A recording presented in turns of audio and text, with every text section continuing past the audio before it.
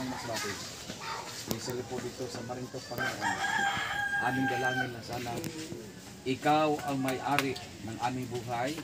Ikaw rin, Panginoon, ang may-ari ng kalikasan.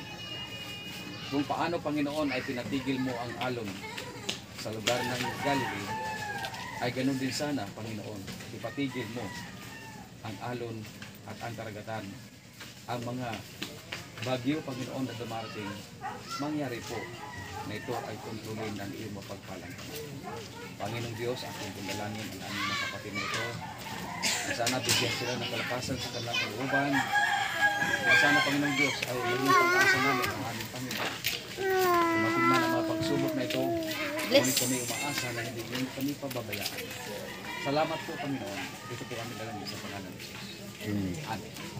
Okay. Naniniwala ba tayo na ang mga pagsubok hindi natin kakayanin? Ha? Kaya. Okay. Babasa tayo na, ha? Bago tayo babasa sa ano. Meron po sinasabi dito sa unang Korinto. Yan yung unang Korinto, ang kapitulo 13. Para makita po natin ano, na para mabigyan tayo ng isang pag-asa sa buhay natin. Unang Korinto, kapitulo 10, ang talata ay 13. Para po, kasi may mga pagsubok sa buhay natin na tila baga dati hindi natin kaya. Sabihin natin hindi ko na kaya kakayanin ang pagsubok sa ating buhay. Diba? Pero ang sabi po rito, kita mo na? Doon sa bandang kanan mo, hindi basa. 13. Walang tuksong dumating sa inyo na hindi karaniwan sa tao. Subalit, tapat ang Diyos na hindi niyo ito magtulot na kayo'y tuksuhin ng higit sa inyo makakaya, kundi kalapit din ng tukso ay nagalaan ng pag-iwas o kamay. Ito'y inyong makayang tuksuhin. Yan. Gumagawa ang Panginoon na naglaan ng paraan na upang tayo ay makaiwas. Diba? Kaya yung ginagawa ng barangay, saan po nanggaling? Saan batas yan? Dahil sa Diyos yan. No? Kasi yun po ay ordinansa na pinupyo na kapag na meron sakuna, ginagawa nila, pinapaalam nila sa tao. Okay? So meron ba? No, para ma-alert. Kaya dito naman sa atin, spiritually, pinapahanda tayo. Dharma. Pinapahanda tayo. Okay? So yun po ang ating aral. Okay. Tignan natin ano. So, ito ang tinatawag na ang misteryo ng langit ng Biblia. Para po higit natin na maunawaan na ito pong Biblia ay puno ng pag-asa. Yan. Tignan natin yan. Sa Tarawin ay narin po. Ito yung pag-asa na pagdating ng ating Panginoon Jesus Ate, ayan po ang sabi ko. Ang palatandaan ng pagbabalik ni Kristo. Okay? So ano yun? Ito yung itinuro ng ating Panginoon sa Mateo 24 na tinuruan ang mga alagad na huwag kayong magulumihanan kasi darating talaga siya. Okay? Ano pong sabi ito? Ang mga alagad nagtatanong kung kailan matatapos ang mundo. Yung pang crisis na kinaharap natin, mga ilang taon na ang COVID. 4 years. 4 years na. Marami po ang predict noon. Kahit na ang ibang mga sekta ng pananampalataya, nag-predict na sila na katapusan ng mundo. Di ba ga? Ang buong mundo noon ay nagulumihanan. Opo. So yun po. So ang mga alagad ay nagtatanong kung kailan. Yan. Pero yan, huwag mapagabag ang iyong puso. Sumampalataya kayo sa Diyos, sumampalataya naman kayo sa akin. Una, sasampalataya na natin ang Diyos, pagkatapos sampalataya natin ang ating Panginoon sa Kristo. Bakit? Ito, sa bahay ng ating Ama ay maraming tahanan. kung hindi kayo, sasabihin ko sa inyo na ako'y paroroon upang ipaghanda ko kayo ng lugar para sa inyo. So, ano po ang ating ikababahala? Dito sa lupa, maraming kabagabagan. Di ba ga? Nais natin na makarating na doon sa langit. Di ba ga? Para iwas na tayo sa mga problema. Dito sa lupa ay daming problema. Nariyan ang pagyo sunod-sunod. Pero, paano na tayo? Okay? Paano tayo? Ito. Sabi riyan, at kung ako'y pumunta roon at may handa ko ang isang lugar para sa inyo, ako'y babalik. Diba? Sabi niya, ako'y babalik at kayo upang kung saan ako naroon, kayo naman ay naroon. Diba?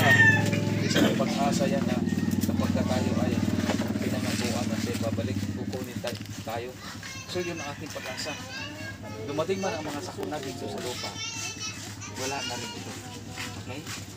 So, sabi po riyan, sa Hebrew 9:28 ay gayon din naman si Kristo na inihandog na minsan upang dalhin ang mga kasalanan ng marami sa ikalaway pakikita na hiwalay sa kasalanan sa ikaling agas ng mga nagsisipaghintay sa Kanya. Kaya dito natin makikita mga kapatid ay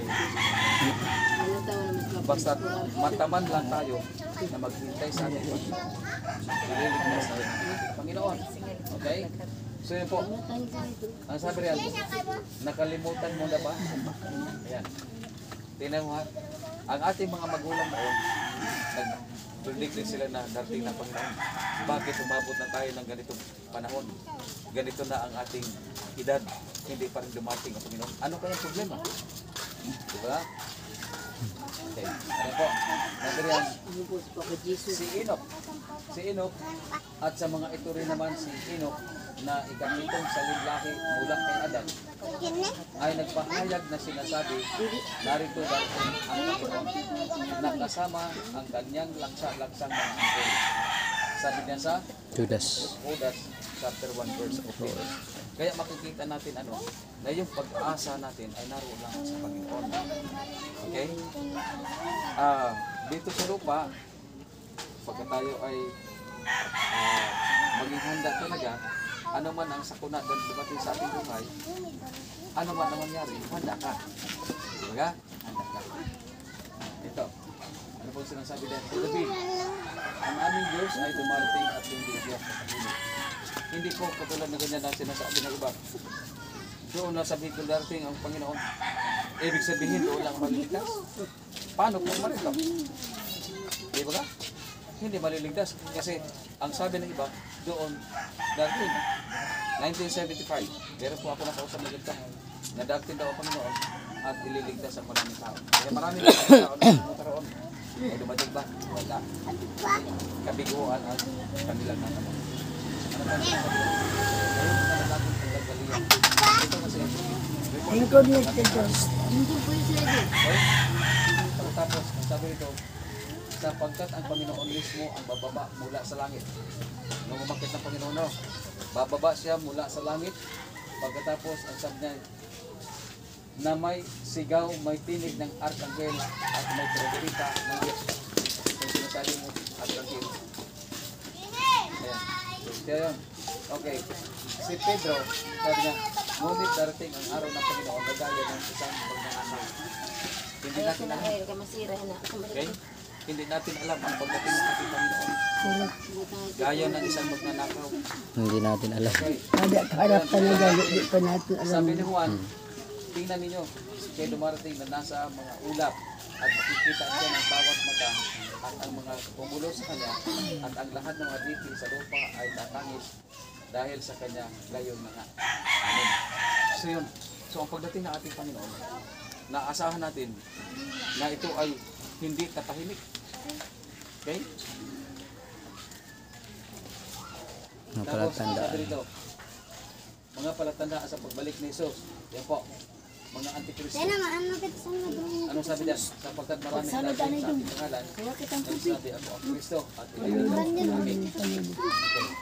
Pagkatapos ito po, Lalo doon na ito.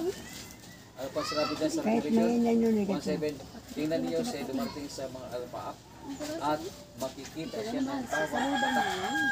So kita natin siya. So sa atin yan, itong mga sakunan na dumarating, huwag po natin Ikabalisa. sabihin, Ikabalisa. huwag mabagabag ang ating puso. Di ba ga? Huwag tayong mabahala. Okay? Tapos, ito na. Sabi ito, ang palatandaan ng pagdating ng ating Panginoon sa Kristo, ito ay may kidlat. Okay? Ayan po ang sinasabing kidlat na ito ay kidlat mula sa silanganan, pagkikita hanggang kanluran. Dahil din naman ang pagparito ng ating Panginoon. Okay.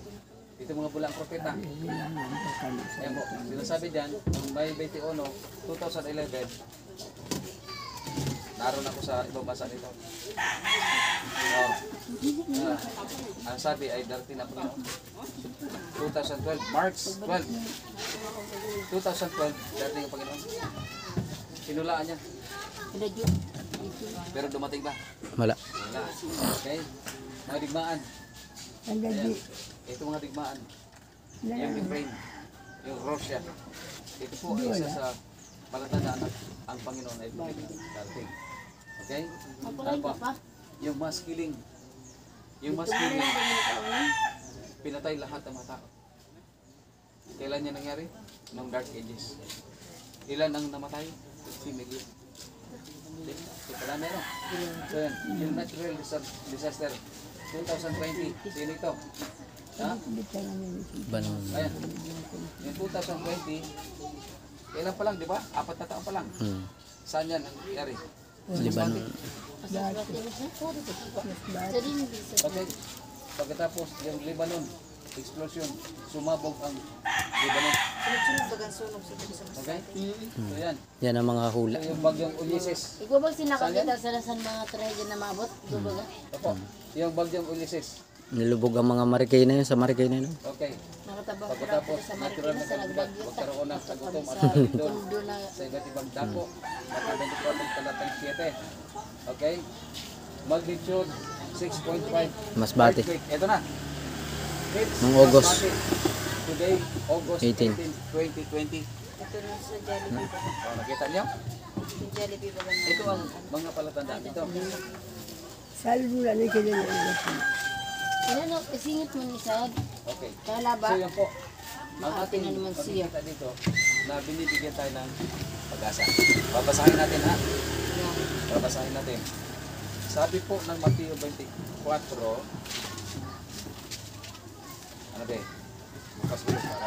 Mateo 24. Mateo 24. Ang pakikiusap ng Panginoon dito sa atin. Para lang sinapating sa masado. Alapit na ikaw na. Alapit na. Talatang 44. Dahil ka tari sila. 43 muna at saka 44. 43, 44. Ka na matimpa. Mga piro. Ngunit ginawain ninyo ito na kung nalalaman ng puno sa bayan kung anong bahagi Upod siya o. darating mga magnanakaw, magpupuyasa na siya at hindi niya Jem, pedaya Jem. ang kanyang bahay. Buligyan na si kuya mo. Pagdara. Tulo. Tulo la. Saan kayo sapagkat ang Magkata anak na. Very ng good. tao ay darating Balik lang kang dala. oras na hindi niyo inaasahan. Magkata na na. Very good. Isabay pa ito ni Sad Jim. Anong ibig Very sabihin? kay mag... Oh. Yan, nadigan ako. Baby? Isad lang po. Ito. Ang ibig sabihin, maganda lang tayo. Ayun na. Huwag tayong mag-iwanan.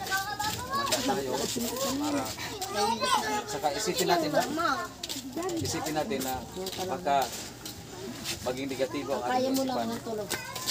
na sabihin na baka katapusan ng mundo. Hindi pa. Hindi pa. Simula pa lang. Pasimula pa lang ito ng kahirapan. Balikan natin ang Mateo 24 ha. Para, Sabi ng mga pinagdaan, pasimula pa. oh, pasimula. Itong mga kahirapan na ating Pasimula. danas. Hindi pang wakas. Asahan po ninyo na ito ay pasimula pa lamang, sabi ng Panginoon. Sabi ng mga disaster na dumating sa Pilipinas. Ngunit ang Panginoon ay nagsabi na ito ay pasimula pa lamang. Okay? Isinan natin ha. Mateo 24. Babasahin ko ha. Sundan mo din. Sabi nito, verse 8. Datapot ang lahat ng mga bagay. Mateo 24. Bantu ka to. Verse 8. Verse 8 na. Datapot ang lahat ng mga bagay na ito ay siyang pasimula ng kahirapan. Okay? Pagkatapos, ano ba ang sabi dito? 13. Datapot ang magtitiis hanggang sa wakas ay siyang mariligtas. Tama? Yan tama. Magtiis. Sa mga kahirapan ito, sa mga disaster na dumaragasa dito sa Pilipinas, dito sa ating lugar, Isang kalisod. di ba ka? Huwag tayong magilumihan. Ang atin, inano na kita, kumbaga sa binigyan na kita ng babala. Ang barangay gumagawa ng kaparaanan na ihanda ang tao. Ang Diyos din naman, Mapatalpan iba. Abot ka magbar. Irabakwit. Pag sugat siya may nangyari, mabasul-basul. so, Ganon sa atin, Ginoo man. kaya Darating ating ang Panginoon. uli na sana umihip ang hangin. Dili man mangyari. Sabi kanina sa DCWB, maliban na kapag lakasan ng kabagat, hindi tatamaan ang Amen. Sana yun. pero kapag lumakas ang amihan, sakop po ang mata. Natawla. So idalangin na lang natin na sana kumina. Manalangin. Na dito man la papalod sa garang tayo. So, kaya nga, kami po yung narito para po, isa po ito sa babala sa atin, na tayo ay po, sa mga nakaambang na mga pangyayari dito sa ating lugar. Okay? Pasalamat tayo sa Panginoon sa pagka Sa Sabado pa man ko na doon. Ayaman in tawon. Kampo lang. Ayaman. Kami sabi kanina, pinisita. Kay hinag. Biyernes bukas at saka Sabado. It's either bukas o di kaya Sabado. Ayaw ka ang taon ka makadipabuwas yung Sabado ni Dali. Magandasal pa kami. So, Ay naku. maganda din nakasigurado na dating man ang lumos na ito. Meron kita pandong, di ba? Saka pa lamang tayo papandong kukuha ng payo. Kung umuulan na. Kay kuno, badaming, paano no? May asin na dala, wala man. Dapat harayo pa lang nakaprepare ka na. Nagapipir na. Tayo manalangin. Ay, nahulog. Papel. Panginoong Diyos, sa muli narito po kami. Iya tayo na daw. Ang aming mga kapatid ay narito. Minsan sa buhay natin ay dumarating ang pagsubok. Alam namin, Panginoon, na kami sinusubukan ng aming pananampalataya. Amen. Ngunit, Panginoon, ang pong pinakikiusap na sa mga dumarating ng mga unos ng buhay. Katulad po bukas hanggang Sabado. Panginoong Diyos, aming po dalangin na sana ang iyong mapagpalang kamay at igawat mo sa kanila. Na sana, Panginoong Diyos, inyo silang tulungan sa aming kaparaanan upang iligtas ang aming buhay.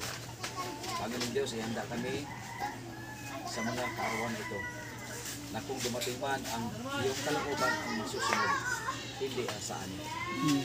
Ngunit kami nagkukuha sa Panginoon na sana, Panginoong Diyos, ito lamang ay pakikiusap namin at kasihan ng banal na Espiritu na sana ang mga bagyo dito na dinadanas ng buong sanlibutan, ito ay palatandaan na ikay muling dumating. Panginoong Diyos, ihanda kami at sana'y maging handa din kami sa iyong muling pagdating. Salamat po, Panginoon. Iligtas mo kami sa anumang kapahamakan upang sa ganun, Panginoon, magkita-kita kami sa mga sunod na araw naligtas. Salamat po ng marami. Amen. Thank you very big. Sa mga lakas, maraming tagapagligtas. Amen. Amen.